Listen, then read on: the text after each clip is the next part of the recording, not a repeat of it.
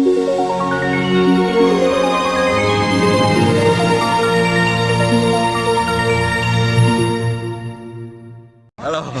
Assalamualaikum warahmatullahi wabarakatuh. Ketemu lagi dengan Lem TV, berkat elemen rakyat dan media KSPSI Official. Kita ketemu lagi dan kali ini saya panggilkan narasumber yang tidak lain tidak bukan adalah Ketua Umum FSPLM SPSI dan Sekjen KSPSI. Tema kali ini kita akan bicara adalah tentang politik perburuhan, yang mana ini tahun-tahun politik. Saya pengen tahu nih gitu kan, tahun-tahun politik, karena kita telah browsing berita dan ternyata para petinggi-petinggi buruh banyak yang masuk ke dalam tim pemenangan.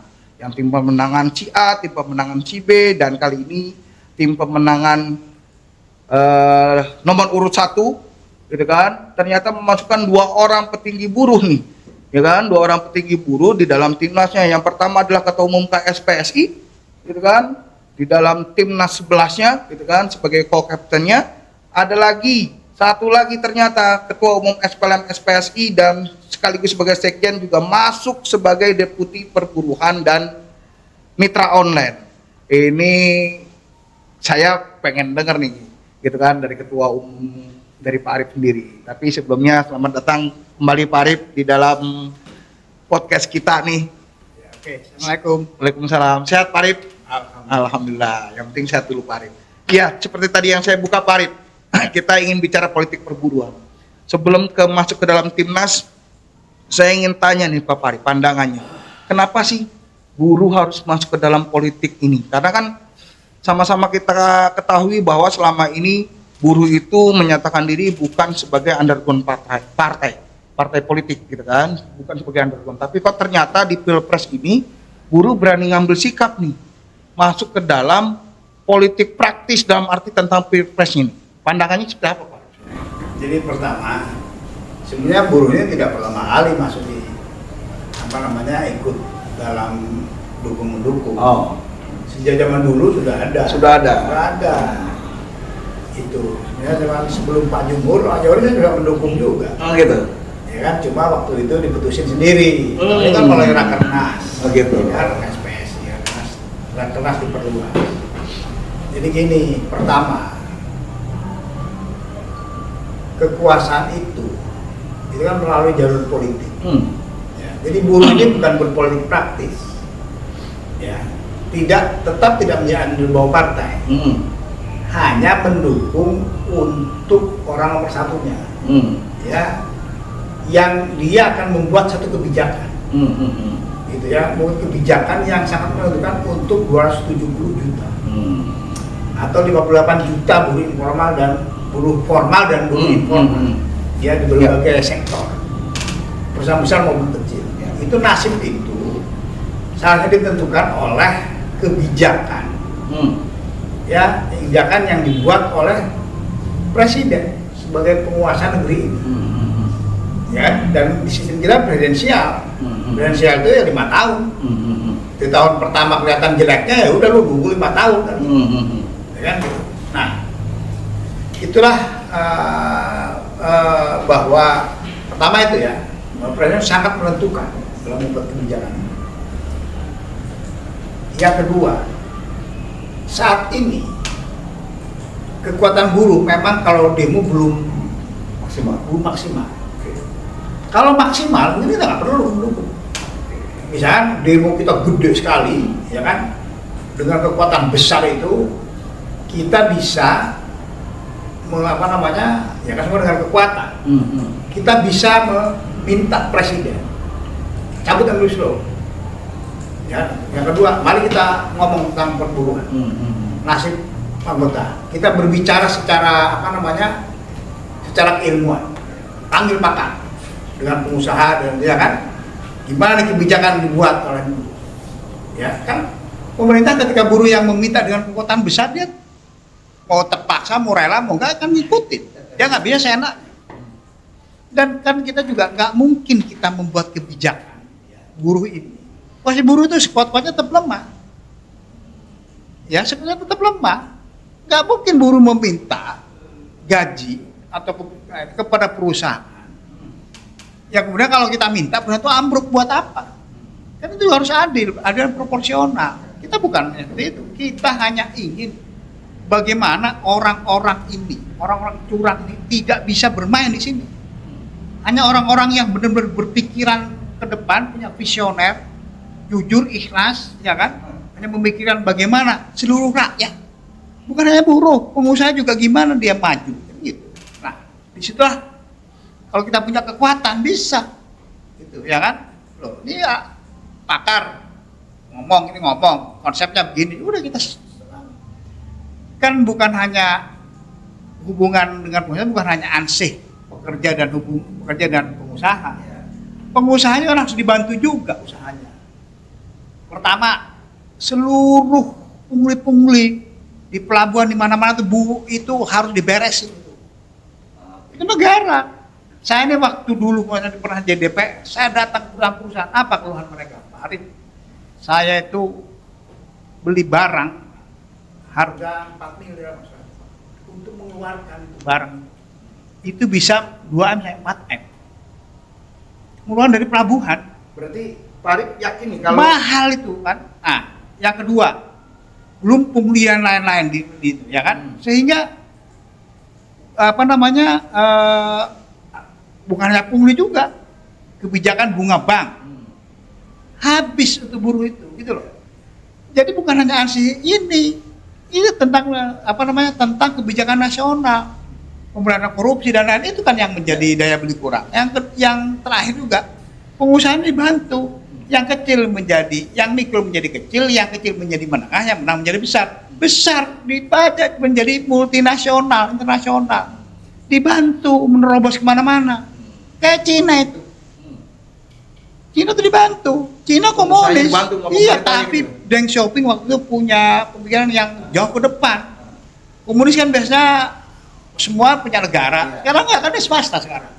Ya prinsipnya kucing mau kucing merah, kucing hitam, kucing putih, biru, kuning, ya kan. Selama kucing itu bisa menerkam tikus, nangkep tikus banyak-banyaknya, ya gua pakai kucing itu. Nah, itulah filosofi Deng Xiaoping itu, artinya dia sistem apapun menguntungkan bagi rakyat dipakai.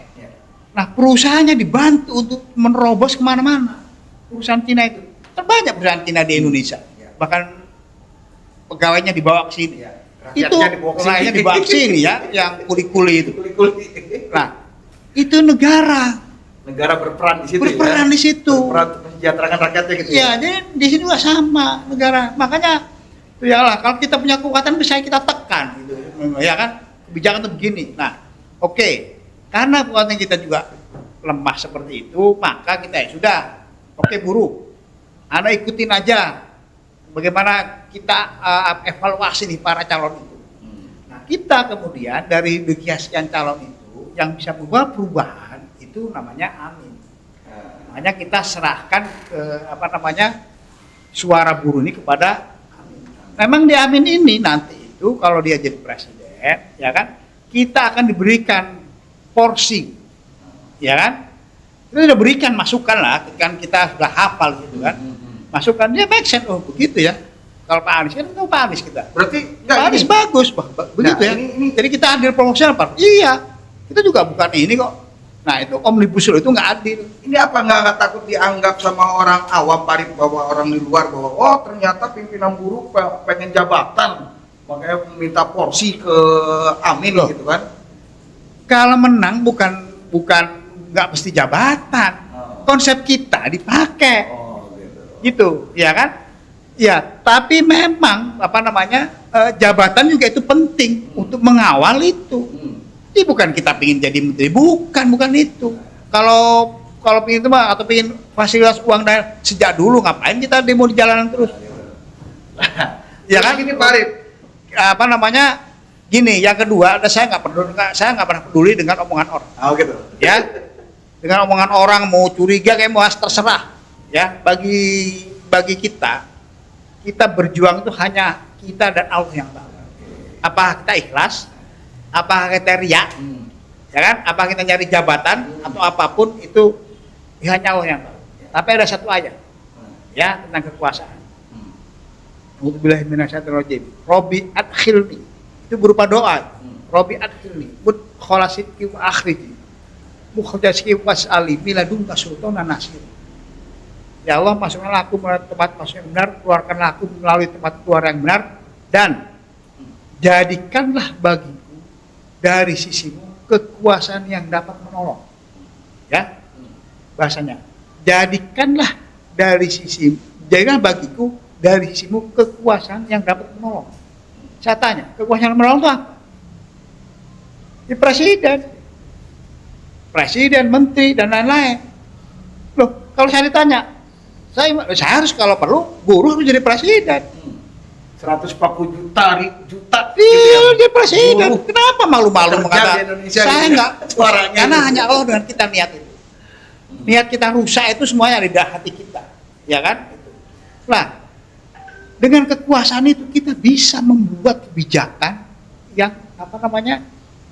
yang semua anggaran, semua effort negara ini diuntukkan bagaimana buruh itu perusahaan bisa maju sehingga buruhnya sejahtera dengan sendirinya, gitu ya kan?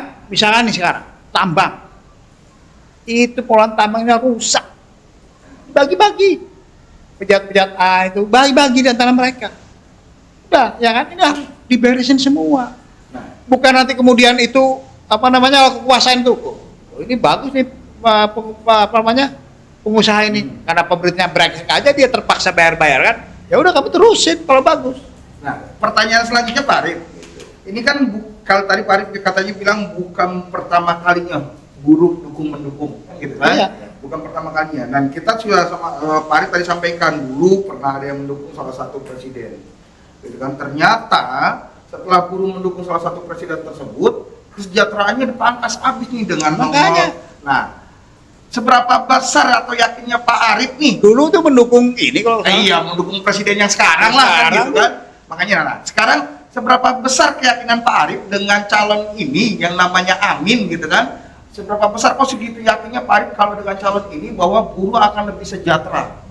Ya, pertama, kita ini ketika mendukung seseorang, kita kan menawarkan konsep, menjelaskan kondisi. Ya.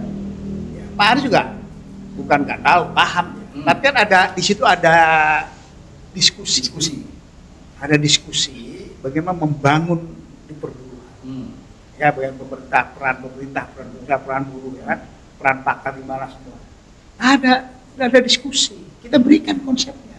Ada fakta, ya kan? Ada ini, kemudian bagaimana? Ada masalah, gimana harus kita putuskan? Sudah pengusaha enak, buruh enak, pemerintah enak, kan gitu kan? Nah, kita sampai itu diskusi sama Pak Anies itu. Pak Anies terbuka. Ya kalau gitu nanti oke lah, kita Krishna keadilan. Kita sampaikan tentang cara-cara yang ini, ya kan? Misalkan tentang upah, ya kan? Ya, upah ini kan keilmuan, kondisi ekonomi dan itu, ya kan? Gitu. Enggak tidak ada dogmatis tertentu. Ya, misalkan dulu 46 item, berubah 60, 62, ada yang 84, ya masih 60 sekarang kan, masih kan 84 ada yang sekian. Itu dari kemajuan ekonomi, ya kan? Kemajuan ekonomi suatu bangsa lah, sehingga daya belinya tinggi. Itu dari sisi tentang upah. Yang kedua, sekarang gini aja, hubungan kerja antara karyawan tetap sama non tetap. Tidak tetap kan ada dua, kontrak sama outsourcing. Nih ya, di Indonesia itu di kepala seluruh Indonesia itu karyawan itu tetap dari buruh, psikologisnya begitu. Ya, kalau karyawan tetap dengan karyawan kontrak itu bedanya jauh. Pertama psikologisnya orang tuh kalau sering guyon tuh mertua itu nanya masih kontrak atau tetap lah. Kalau kontrak nanti aja lah. Nggak jadi nikah. Jadi nikah nanti aja gitu. Iya kan? Iya. Tuh. Tapi bukan itu prinsipnya. Di Indonesia sistem perbankan kita kalau kontrak datang ke bank mau beli rumah nggak akan dikasih. Iya. Ya, mikir nggak tuh pemerintah?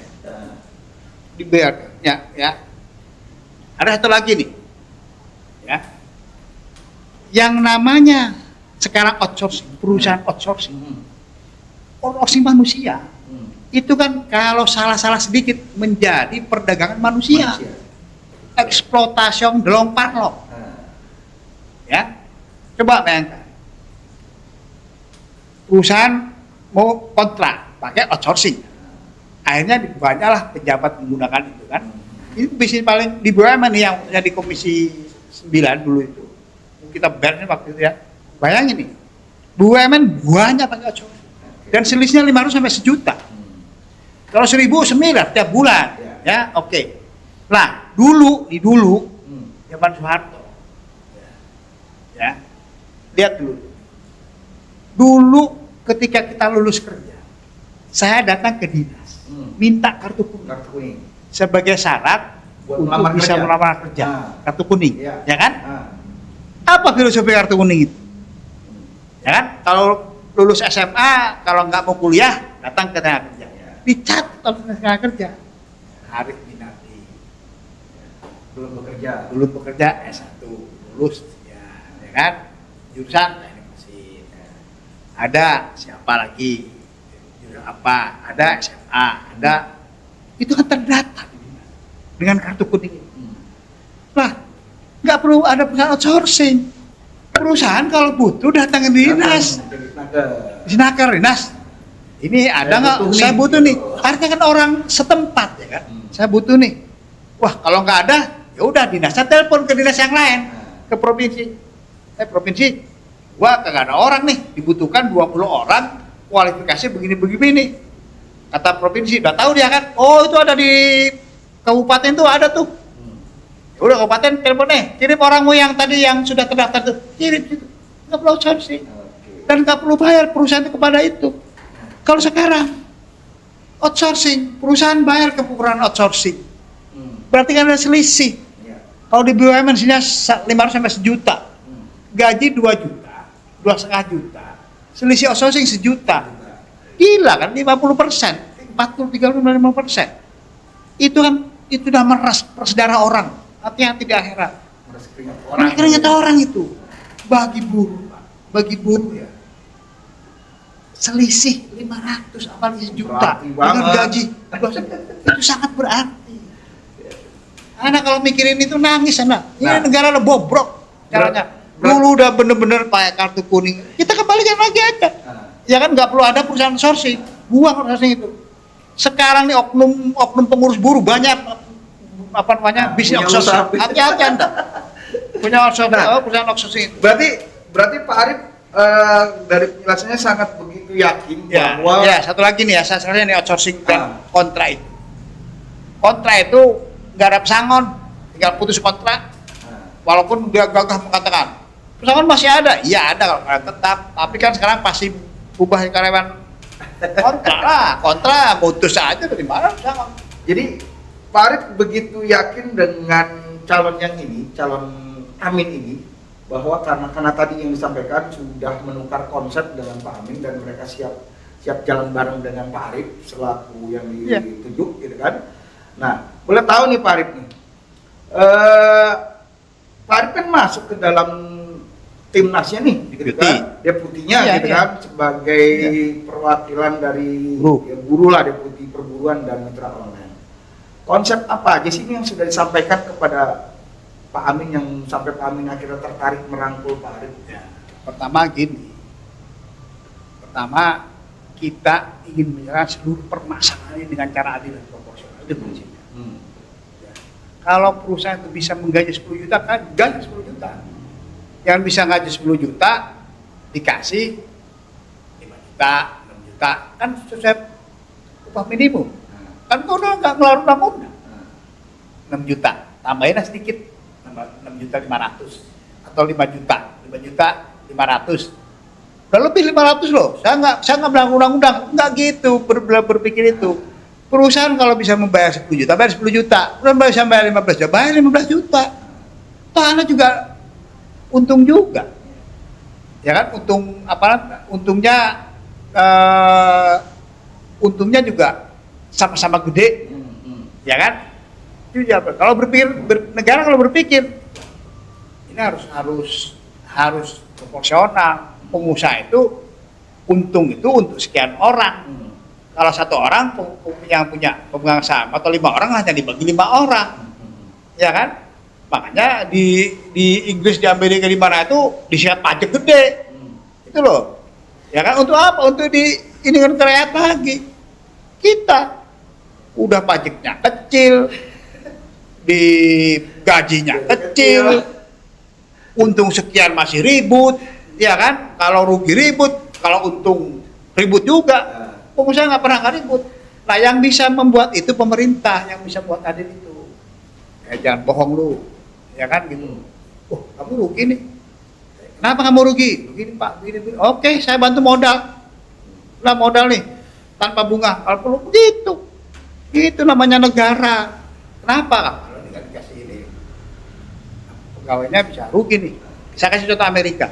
Pada saat krisis, itu namanya GM, General Motor, dibantu oleh oleh negara 75 miliar dolar, diberikan pinjaman lunak 75 miliar dolar. Saya nggak tahu itu pinjaman atau, tapi yang jelas itu pinjamannya lunak.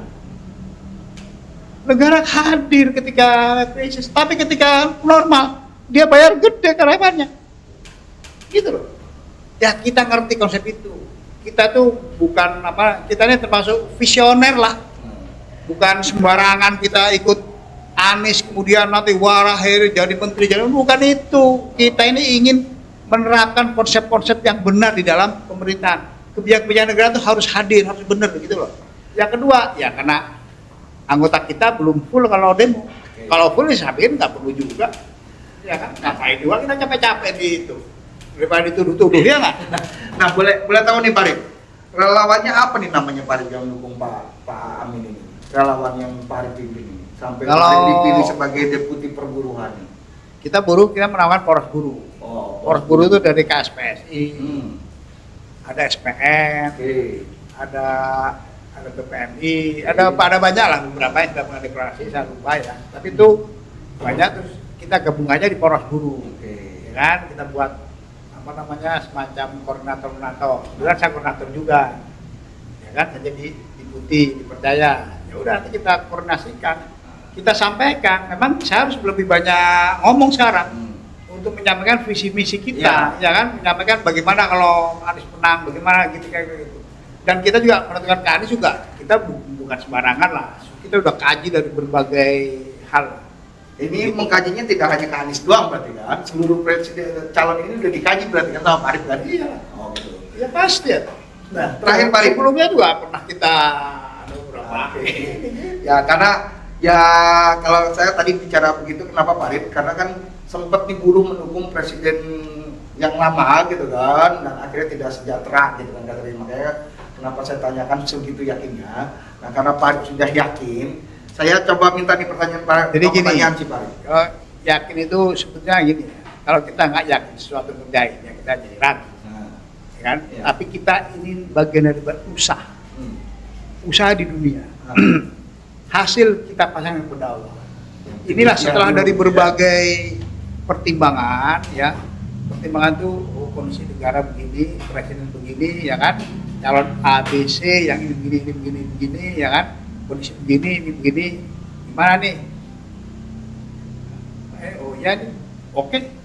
Saya pikir bisa nih. Oh oke, hanya menentukan pilihan. Berarti sebelum itu, kita gimana nih? Guru belum siap untuk dibesar-besaran, masih takut PHK. Oke, pimpinan udah siap semua, ya kan? Tapi karena ya udah, kalau gitu kita lewat politik aja, ya kan? Kalau presiden kan enak, gampang kan? Nggak perlu pakai demo, ya kan? Karena kita menjadi bagian daripada yang itu. Kan memang kita memberikan, kemarin saya diskusi dengan tim mereka. Nanti itu begini. Gimana Pak Arif bagusnya ini? Ya udah begini gitu. Ya kan gitu. Karena roh itu kan kita yang tahu. Roh di perburuhan, ya. Gitu. Sampai saya kasih begini contohnya. Saya ingin Pak Anies sampai ruhnya tentang buruh dia sampai dapat. Itu udah sering diskusi kan. Ya. Itu kan karena sibuk masih ada diskusi lagi. Kalau bahasa milenial, feel, Ya. feel-nya keluar. Oke. Coba perhatikan waktu Pak Anies diserang di universitas di mana, di UI atau di mana ya? Waktu dia mahasiswa, bapaknya PNS kata dia, bapaknya ASN di DKI. Berarti itu masih belum bayar hutang. Waktu COVID, bukan gajinya, ada kinerjanya, tunjangan kinerja itu yang dipotong, ya kan? Itu belum kembali kata dia, ya kan? Gitu. Nah, karena Anies yang menangani langsung, yang bagaimana menghadapi pandemi itu, kemudian jawaban itu kan waktu jawaban itu, wah seolah Anies punya masalah besar kan? Ternyata ketika Pak Anies dijabarkan jelas, jadi terharu orang. Itu namanya feel. Feel-nya itu keluar. Itu kita menjelaskan tentang perubahan. Nah, Terakhir Pak Arif, saya juga ingin nanti menjelaskan tentang perubahan detail itu sampai keluar. Kan selama ini kita hanya bicara yang gede-gedenya. Kita bicara mulai hubungan kerja apa.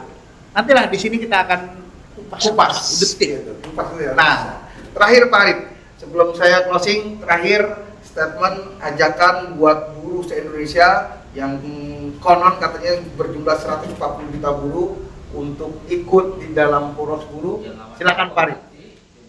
Jadi gini kawan-kawan, pada teman-teman, kawan-kawan, buruh di seluruh Indonesia, pekerja, buruh, karyawan, ataupun istilahnya, ya, suara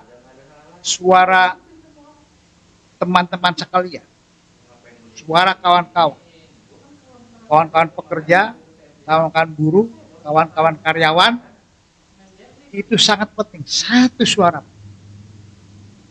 ya. Dan kita, kalau Anda percaya dengan omongan saya, ya, kita sudah evaluasi dari yang ada. Saat ini jatuhan kepada Pak Anies, ya, sudah saya tadi jabarkan. Maka apabila buruh ingin perubahan besar, ya, insya Allah akan ada perubahan besar. Maka pada pemilu kali ini coblos Amin, ya, nomor 1, coblos Amin nomor 1, ya, Bismillah, Pak Anies konsisten, kita semua konsisten, tidak tergoda dengan kehidupan duniawi, ya, Bismillah, coblos, insya Allah kalau menang buruh bisa sejahtera, ya, semua permasalahan bisa diselesaikan. Nah, akhir suara buruh yang 58 juta plus keluarganya itu sudah bisa 100 lebih lah, ya, Pak Tulan bilang itu bisa satu putaran, ya, satu putaran, sehingga yang mau curang pun susah kalau begitu. Maka itu insya Allah Bismillah, ya kan, minta tolong kepada Allah, Anda berdoa, kalau perlu sebelum datang ke TPS, walaupun sudah mantap, sholat istikharah, sholat, ya bagi yang masih ragu lah, tapi sudah nggak ragu lagi, nggak apa-apa, ya kan, sholat malam, subuh bangun, sholat duha, datang ke TPS, Bismillahirrahmanirrahim, ya kan, semuanya lillahi ta'ala, ya, jangan karena, ya, semuanya karena ta'ala, insya Allah Allah menolong kita, insya Allah amin menang. Oke. Terima kasih Pak Arif selaku Sekjen KSPSI, selaku koordinator Poros Buruh, dan juga deputi dari perburuan dan mitra online. Demikian kawan, ini ternyata langkah politik untuk perubahan yang dilakukan oleh konfederasi terbesar di Indonesia maupun bersama dengan federasi-federasi lain dan konfederasi lain yang bergabung di Poros Buruh yang dipimpin langsung oleh Pak Arif Minardi dan mengajak seluruh buruh Indonesia. Ketua umum KSPSI-nya menjadi salah satu co-captain yang ada di Timnas 11 Amin, ya. Jadi kawan-kawan tidak usah ragukan. Tidak, tadi kalau kata Pak Arif, jabatan nomor 2, tapi kepentingan buruh yang penting masuk di dalam tim Amin, itu kita sudah bersyukur. Kalaupun memang jabatan menjadi hal tambahan, itu adalah untuk membantu berjalannya kesejahteraan atau kebijakan yang akan dilakukan oleh pemerintahan yang akan datang. Jadi begitu kawan-kawan, sekali lagi terima kasih Pak Arif atas waktunya. Jangan kapok-kapok Pak Arif. Kita akan terus tampil nih Pak Arif, gitu kan. Kita harus kupas tuntas gitu Pak Rid. propaganda, Nah, kampanye. kita harus kupas tuntas, kita akan siar terus gitu ya. Jadi jangan kapok-kapok Pak Rid. Dan kawan-kawan pemirsa pun jangan kapok untuk menonton channel YouTube daripada FPLM SPSI yaitu Lem TV, Perkat Lem Rakyat dan Media KSPSI Official. Jangan lupa like, subscribe, and comment.